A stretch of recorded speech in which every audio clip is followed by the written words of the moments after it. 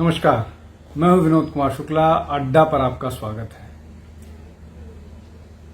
जो बिहार में वोट अधिकार यात्रा चल रही है, वोटर अधिकार यात्रा, उसमें बहुत सारे रिकॉर्ड कायम हो रहे हैं। मैं एक दो गिनाता हूं, उसके बाद उस पर चर्चा करते हैं। पहला रिकॉर्ड ये कि जिन लोगों ने बिहारियों को पानी पूरी बेचने वाला, टॉयलेट क्लीनर बताया, बिहारी के डीएनए पर हमला किया और बिहारियों के बारे में जितनी भी अनाप शनाप बातें हो सकती थी वो की, अब INDIA गठबंधन या कांग्रेस के लिए वोट मांग रहे हैं। स्टालिन, रेवंत रेड्डी, ये बिहार में घूम घूम करके ये जो यात्रा चल रही है वहां पर कांग्रेस और INDIA के लिए वोट मांग रहे हैं। अब ये पूरी कम्युनिटी को एड्रेस करने वाला था। अब इसमें दो और हैं INDIA के पार्टनर।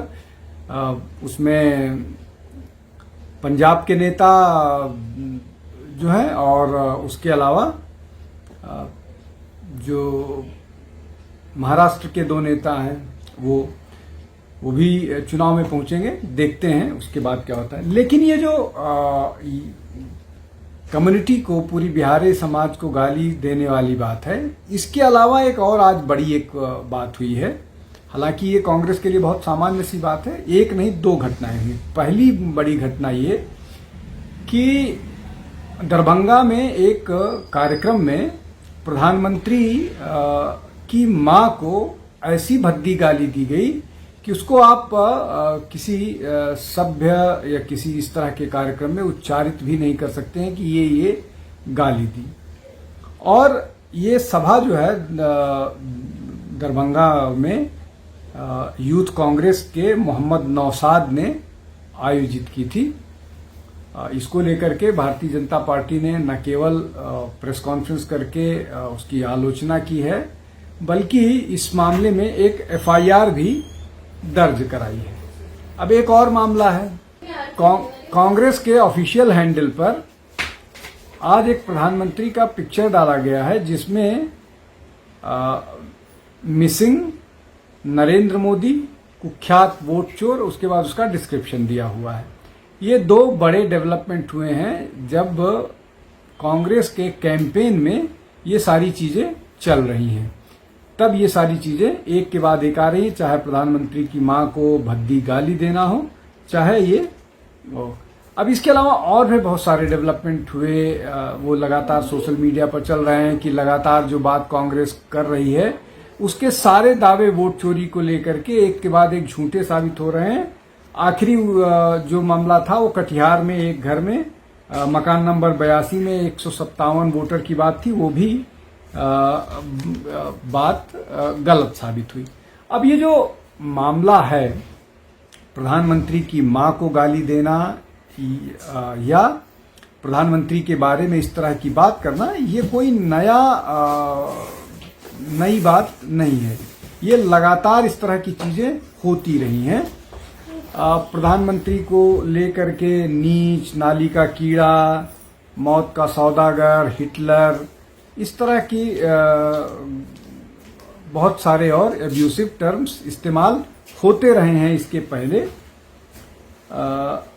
लेकिन ये सारी चीजें अब अचानक बहुत तेजी से क्यों निकल करके आ रही, इसका एक अपना एक ढर्रा है, एक तरीका है। वो है क्या?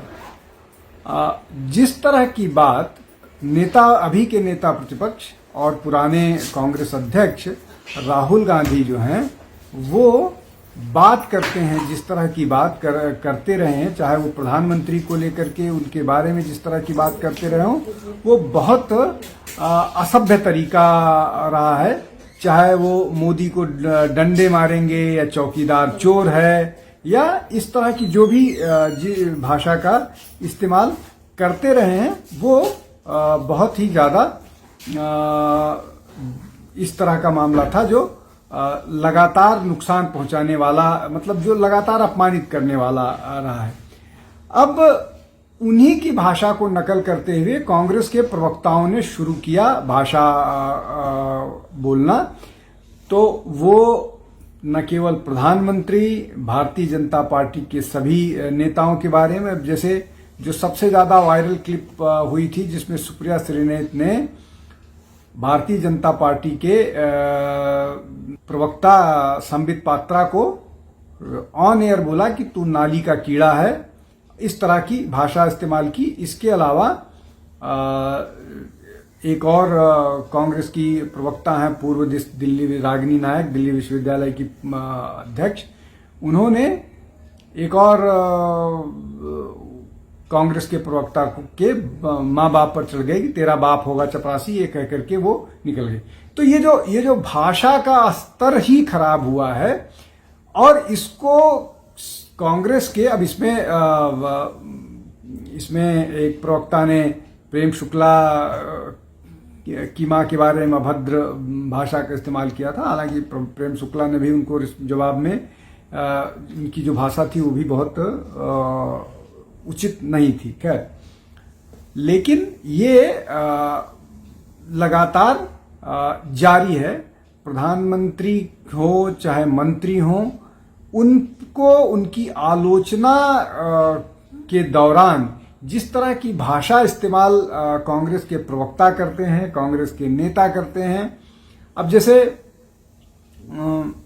मणिशंकर अय्यर ने नीच शब्द का इस्तेमाल किया था प्रधानमंत्री नरेंद्र मोदी के लिए, और वो भी मतलब जिस तरह के जितने वरिष्ठ नेता वो हैं उनके मुंह से इस तरह की बात उचित नहीं लगती है।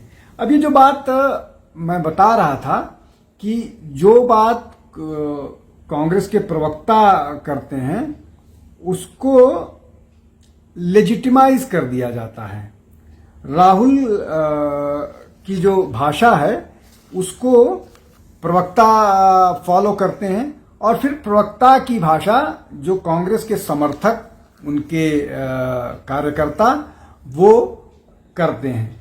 अब इसमें मतलब इतनी सारी चीजें आई, मतलब गंदी नाली का कीड़ा, पागल कुत्ता, यहां तक कि बीबीसी के एक कार्यक्रम में एक कॉलर ने भी प्रधानमंत्री नरेंद्र मोदी की मां को गाली दी थी। हालांकि वो उसको बाद में डिलीट करके और एंकर ने अपॉलजी कर ली थी, लेकिन ये उसी माइंडसेट के लोग हैं जिनको ये लगता है कि कोई एक ऐसा व्यक्ति जिसका इस तरह का बैकग्राउंड नहीं था, जो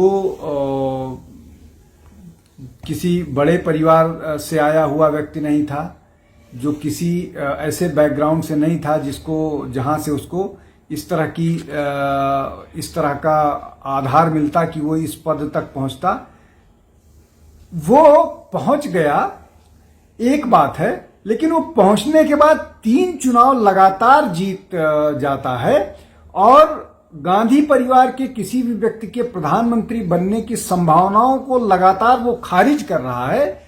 मुश्किल ये है, और यही कारण है जिसके कारण कांग्रेस और कांग्रेस के समर्थक बर्दाश्त नहीं कर पा रहे हैं और गाली गलौज पर उतारू हो गए हैं।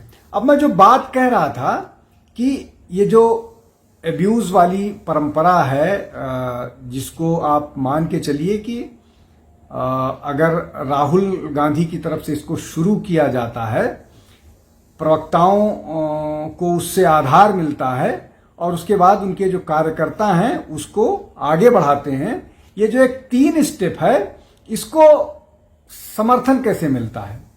जब 2023 में प्रधानमंत्री नरेंद्र मोदी कर्नाटक में एक रैली के दौरान ये बोलते हैं कि 91 एब्यूजेस, 91 गालियां अब तक उनको कांग्रेस की तरफ से दी जा चुकी हैं। तो इस बात को ये करते हुए कि प्रधानमंत्री को गाली देना ठीक नहीं है, इससे कार्यकर्ताओं को या इससे वोट किसी भी पार्टी का नहीं बढ़ता है, किसी भी सभ्य समाज में आप जाकर के पूछ लीजिए, आप प्रधानमंत्री को गाली दीजिएगा और आप उम्मीद कीजिएगा कि आपको वोट उसके कारण आपका बढ़ जाएगा, ये नहीं संभव है और ये होता नहीं। तो न केवल कांग्रेस का बल्कि कांग्रेस की महासचिव प्रियंका गांधी का जवाब ये आता है कि प्रधानमंत्री नरेंद्र मोदी जो हैं वो गालियां गिन रहे हैं और उनको नसीहत देते हुए ये कहती हैं कि उनको अपने उनके भाई राहुल गांधी से सीखना चाहिए। जो उनका ज्यादा फिल्मी डायलॉग होता है कि मैं गाली खाऊंगा और ये करूंगा, कुछ भी देश के लिए तैयार हूं, उनसे जब एक कठिन प्रश्न एक पत्रकार महिला पत्रकार पूछ लेती है और वो महिला पत्रकार ऐसी है जिसके बारे में ये कहा जाता है कि वो कांग्रेस की नजदीकी पत्रकार है और कांग्रेस के पक्ष में बोलने के लिए उसको ट्रोल किया जाता है, उसने एक ऐसा प्रश्न पूछ लिया जो राहुल गांधी को ठीक नहीं लगा और उन्होंने बोला कि बीजेपी की टी शर्ट पहन के आओ या बीजेपी का वो मत करो, जिस पर उसको खराब भी लगा और उसने बोला कि राहुल जी को ऐसा नहीं बोलना चाहिए। तो ये जो अब ये एक और इसमें फैक्टर है, ये सेंस ऑफ एंटाइटलमेंट है। मतलब ये कि हम तो सबसे प्रश्न पूछ सकते हैं, हम चौकीदार चोर बोल सकते हैं, हम सावरकर को माफी वीर बोल सकते हैं, हम आरएसएस को आईएसआईएस से की तुलना कर सकते हैं, हम प्रधानमंत्री नरेंद्र मोदी को डंडे पड़ेंगे ये बोल सकते हैं, लेकिन हमसे कोई प्रश्न कठिन नहीं पूछ सकता है। और अगर पूछेगा तो हम प्रश्न को जवाब ना देने या इग्नोर करने की बजाय प्रश्न पूछने वाले पर ही आरोप लगा देंगे। ये अपने आप में एक इस तरह की बात है जो कांग्रेस में आजकल बहुत कॉमन हो गई है और ये ऐसी स्थिति हो गई है कि कांग्रेस के एक प्रवक्ता को सोशल मीडिया पर गालीबाज पत्रकार वो कहा जाता है और कांग्रेस के सारे प्रवक्ता मीडिया में जाकर के एंकर से लड़ते हैं, उनको बीजेपी का एजेंट बताते हैं, उनको अभद्र बात बोलते हैं, उनसे हर समय लड़ने के लिए। तो ये एक जो अलग तरीका है एग्रेसिव होने का, वो इस बात का है, इसमें दो चीज हो सकता है। जैसा मैंने बोला कि स्ट्रैटेजी का हिस्सा है, इंटिमिडेट करो जिससे आप पर जो कठिन प्रश्न है वो ना आए, एक चीज। दूसरा ये कि अगर आप इस तरह एग्रेसिव रहोगे आप ज्यादा एयर टाइम ले पाओगे। तीसरी बात, आप जब इस तरह की बात करते हो तो आपको एक लगता है कि आप सबसे ऊपर हो, आपको कोई प्रश्न नहीं कर सकता। चौथी बात जो इसी से जुड़ी हुई है, सेंस ऑफ एंटाइटलमेंट। आप जो करो, कांग्रेस जो करे, गांधी परिवार जो करे वो अनक्वेश्चनेबल है, बाकी जो करें वो उसको न केवल क्वेश्चन किया जाना चाहिए, अगर वो कांग्रेस को पसंद नहीं आता तो गाली गलौज भी की जानी चाहिए। ये एक बड़ा डेमोक्रेटिक क्राइसिस वाली सिचुएशन पैदा हो गई है। आज के लिए बस इतना ही। आप हमारे साथ जुड़ते रहिए, हमारे चैनल को लाइक कीजिए, शेयर कीजिए, सब्सक्राइब कीजिए। बहुत बहुत धन्यवाद। नमस्कार।